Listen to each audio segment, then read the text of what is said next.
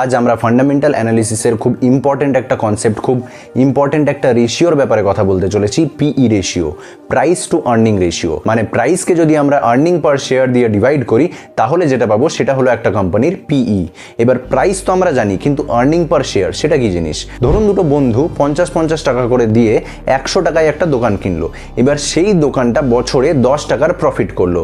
এবার সেই 10 টাকার প্রফিটটা দুজনের মধ্যে ইকুয়ালি ডিভাইড হয়ে যাবে। তাহলে একটা বন্ধু কত পাবে?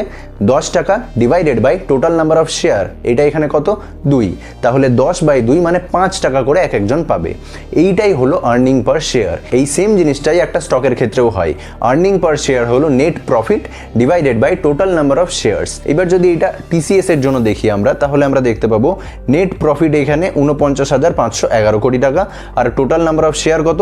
362 কোটি। এবার এইটাকে যদি আমরা ক্যালকুলেটারে ডিভাইড করি তাহলে দেখতে পাবো 49,511 ডিভাইডেড বাই 362 কত আসছে? 136। এই 136টাই হলো এখানে ইপিএস মানে আর্নিং পার শেয়ার। এবার পিই রেশিও কি না? Price divided by earning per share. এবার এখানে প্রাইস কত? 3169। এবার এই প্রাইস যেটা এখানে 3169, সেটাকে আমরা আর্নিং পার শেয়ার মানে 136 দিয়ে ভাগ করি তাহলে কত আসছে? 23। এই 23টাই হলো এখানে পিই রেশিও, এই যে স্টক পিই। তো পিই রেশিও ফর্মুলা অনুযায়ী যদি আমরা দেখি তাহলে কম হলেই ভালো, কারণ প্রাইস কম আর আর্নিং পার শেয়ার বেশি।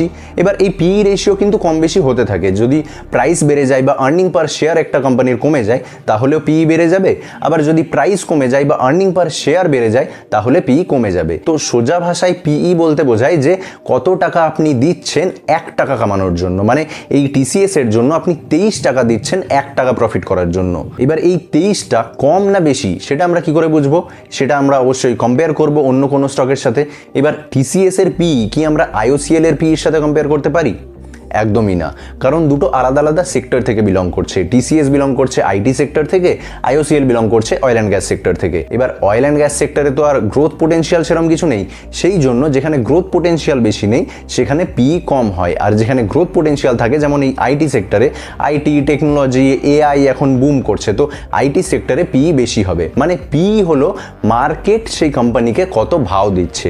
যেমন ওই যারা পড়াশোনা করতো সেই রকম কিছু ছেলের পরীক্ষার আগে ভাও বেড়ে যেত না, সেই রকমই যদি কোনো স্টকের, যদি কোনো কোম্পানির গ্রোথ পোটেনশিয়াল বেশি থাকে তখন মার্কেট তাকে ভাও বেশি দেয়, তখন তার পিই বেশি হয়ে যায়। যেমন যদি আমরা ইটার্নাল মানে জোম্যাটোর পিই দেখি তাহলে দেখি সেটা কত আছে। তো জোম্যাটোর পিই আমরা দেখতে পাচ্ছি 1086, মানে আপনি 1086 টাকা দিচ্ছেন 1 টাকা প্রফিট করার জন্য। এবার এত বেশি পিই কেন? এটা একটু নিচে আসলেই আমরা দেখতে পাবো। এইখানে আমরা পির হিস্টোরিক্যাল পিই দেখতে পারবো। এখানে 1 মাস, 6 মাস, 1 বছর, 3 বছর, 5 বছর, 10 বছর পর্যন্ত হিস্টোরিক্যাল পিই আমরা দেখতে পাচ্ছি। আর এইখানে অ্যাভারেজ পিই মানে মিডিয়ান পিই আমরা দেখতে পাচ্ছি, যেটা হলো 395.5। এইটা এখন 1086 পিইতে ট্রেড করছে, মানে অ্যাভারেজ পির থেকেও অনেক বেশি পিইতে ট্রেড করছে। এবার এইখানে একটা জিনিস আমরা দেখতে পাচ্ছি যে জোম্যাটোর পিই 2024 থেকে আমরা দেখতে পাচ্ছি, তার আগের ডেটা কেন আমরা দেখতে পাচ্ছি না? সেইটা একটু নিচে গেলেই আমরা দেখতে পাবো। তো নিচে এসে প্রফিট অ্যান্ড লস স্টেটমেন্টে আমরা দেখতে পাবো যে 2023-এ জোম্যাটোর নেট প্রফিট কত ছিল? -971 কোটি টাকা। মানে জোম্যাটো তখন লস মেকিং কোম্পানি ছিল। এবার আর্নিং পার শেয়ার যদি নেগেটিভ হয় বা 0 হয় তাহলে তো পির কোনো মানেই হচ্ছে না। পি দেখানোর জন্য আর্নিং পার শেয়ারকে প্রথমে পজিটিভ হতে হবে। তো জোম্যাটো যখন 2024-এ প্রফিটেবল কোম্পানি হলো, 351 কোটি টাকার প্রফিট করলো, তখন থেকে আমরা তার পির হিস্ট্রি দেখতে পাচ্ছি। এইবার এখানে পি যে 1086 চলছে, সেটা এত বেশি কেন চলছে সেইটা আমরা দেখতে পাবো প্রফিট গ্রোথে। প্রফিট গ্রোথে যদি আমরা যাই তাহলে দেখতে পাবো যে লাস্ট 5 বছরে জোম্যাটো 17%-এর কম্পাউন্ডেড প্রফিট গ্রোথ দিয়েছে, মানে ইয়ারলি প্রফিট গ্রোথ। লাস্ট 3 বছরে সেটা 32% হয়ে গেছে। সেই জন্য প্রফিট গ্রোথ যেহেতু বাড়ছে, সেই জন্য মার্কেট তাকে বেশি ভাও দিচ্ছে, সেই জন্য তার পিই এখন 1086। এবার সেম জিনিসটা যদি আমরা টিসিএস এর জন্য দেখি তাহলে টিসিএস এর হিস্টোরিক্যাল পিই দেখি কীরকম আছে।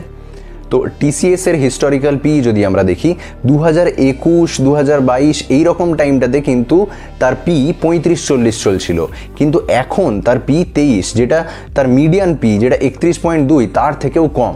তাহলে এত কম পিই হওয়ার কারণ কি? সেইটা আমরা কোথায় দেখতে পাবো? আবার প্রফিট গ্রোথে।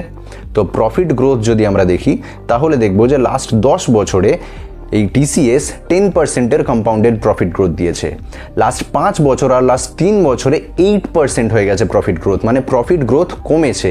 সেই জন্য তার পিই আগেকার যে হিস্টোরিক্যাল পিই 35-40 চলছিল সেখান থেকেও কমে 23 হয়ে গেছে। এইবার এই পিই যদি আমরা কম্পেয়ার করি তার কম্পিটিটর কোম্পানিগুলোর সাথে, মানে আইটি সেক্টরেই আমরা কম্পেয়ার করছি, তো টিসিএস এর পিই 23 চলছে, ইনফোসিসের পিইও 23 চলছে, HCL টেকনোলজিস 23, উইপ্রো কিন্তু 19 চলছে। এবার উইপ্রো এদের থেকে কিন্তু পি কম চলছে, বাকি L&T মাইন্ডট্রি 34, টেক মাহিন্দ্রা এদেরও 33, কিন্তু উইপ্রো কেন এত কম পিইতে চলছে? তাহলে কি এটা খুবই আন্ডার ভ্যালুড? এই আন্ডার ভ্যালুড শেয়ারে কি আমাদের ইনভেস্ট করা উচিত? আগে আমাদেরকে দেখতে হবে এই পি কম হওয়ার কারণ কি। তো উইপ্রো যদি আমরা দেখি সেখানেও আমরা হিস্টোরিক্যাল পিইতে চলে যাব। প্রথমে হিস্টোরিক্যাল পিই যদি আমরা দেখি তাহলে উইপ্রোরও 2021-এর টাইমে ওই 30-29 এইরকম পিই চলছিল, আর মিডিয়ান পিই হচ্ছে তার 22। তাহলে এখন 19-এর পিই কেন দিচ্ছে? এবার সেইটা দেখার জন্য আমরা আবার চলে যাব প্রফিট গ্রোথে। প্রফিট গ্রোথে গিয়ে আমরা দেখতে পাবো যে লাস্ট 5 বছর আর লাস্ট 3 বছরে তার কম্পাউন্ডেড প্রফিট গ্রোথ হলো 6% আর 2%। টিসিএস এর তো তাও 8% ছিল, এর লাস্ট 3 বছরের প্রফিট গ্রোথ হলো 2%। সেই জন্য মার্কেট তাকে পি কম দিচ্ছে, তার ভাও কমে গেছে। তো শুধুমাত্র একটা কোম্পানির পি কম চলছে বলে সেই কোম্পানিটা আন্ডার ভ্যালুড, এই কনসেপ্টটা কিন্তু খুবই ভুল কনসেপ্ট। পিই কেন কম চলছে সেইটা আমাদেরকে দেখতে হবে। এমন কোনো স্টকও হতে পারে যার পি অনেক বেশি, যেমন জোম্যাটো, তার পিই চলছে 1086, তার মিডিয়ান পিই বা হিস্টোরিক্যাল পিইও আমরা দেখলাম 300-400-র মতোই ছিল। এবার এত হাই পিইর সত্ত্বেও তার স্টক প্রাইস কিন্তু বেড়ে যাচ্ছে, আর স্টক প্রাইস যত বাড়ছে তার পিইও বেড়ে যাচ্ছে, কারণ আর্নিং পার শেয়ার সেই রেটে বাড়ছে না, কিন্তু প্রাইস বেড়ে যাচ্ছে। তো ওপরের প্রাইসটা যদি বেড়ে যায়, আর্নিং পার শেয়ার যদি সেই রেটে না বাড়ে, তাহলে পিইও বেড়ে যাবে। তো পিইর কনসেপ্টটা আশা করি আপনার কাছে ক্লিয়ার হয়ে গেছে। তাও যদি কোনো কোয়েশ্চেন্স থাকে তাহলে সেটা অবশ্যই কমেন্ট করে জানান। এই ভিডিওটা এই পর্যন্তই, দেখা হচ্ছে পরের ভিডিওতে। টাটা।